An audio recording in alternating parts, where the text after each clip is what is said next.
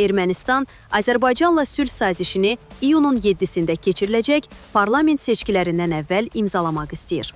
Paşinyan bildirib ki, bu məsələ hökumətin gündəliyinə daxil edilib. Sülh sazişinin imzalanması Ermənistan hakimiyyətinin seçkidə mövqelərini gücləndirə, revanşistlərin anti-sülh gündəliyinə əsaslanan proqramlarını sıradan çıxara bilər.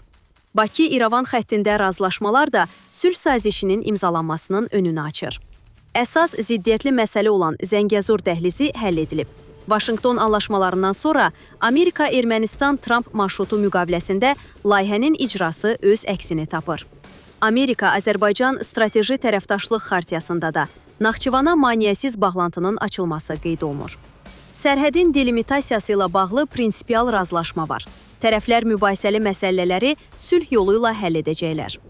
İki tərəfli ticarət əlaqələri qurulub və genişlənməsi perspektivləri mövcuddur.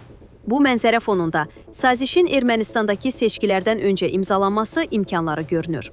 Seçkidə Paşinyanın qalib gəlməsi, razılaşmaların icrası, ümumilikdə regional sülhün əldə edilməsi baxımından vacib olduğunu nəzərə alsaq, Bakının sazişlə İrəvana jest etməsi ssenarisi məqbul hesab oluna bilər. Hərçənd yekun sülh sazişinin önündə əngəl olan Azərbaycana qarşı ərazi iddialarının yer aldığı Ermənistan konstitusiyası tərəddüdlər yaradır. Ermənistan hakimiyyəti bunun problem olmadığını iddia edir. Paraflanan sülh sazişi layihəsində sazişin daxili qanunvericilikdən üstün olmasını əsas gətirərək konstitusiya dəyişmədən imzalanmanın reallaşmasını mümkün hesab edirlər.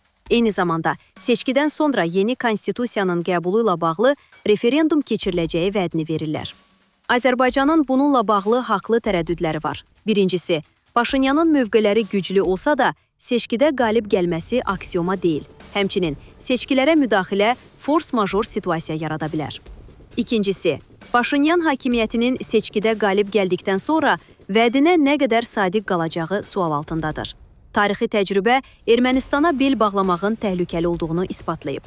Bu baxımdan seçkidən öncə Ermənistan konstitusiyasında Azərbaycana qarşı ərazi iddiaları aradan qalxmadan sülh sazişinin imzalanması risklidir. Siyasi şərhçi Asif Nərimanlı. Dəyərli izləyicilər, ölkə və dünya gündəmi ilə bağlı xəbərlər təqdim etməyə davam edəcəyik. Öz fikirlərinizi şərh bölümündə qeyd etməyi unutmayın. Sağlıqla qalın.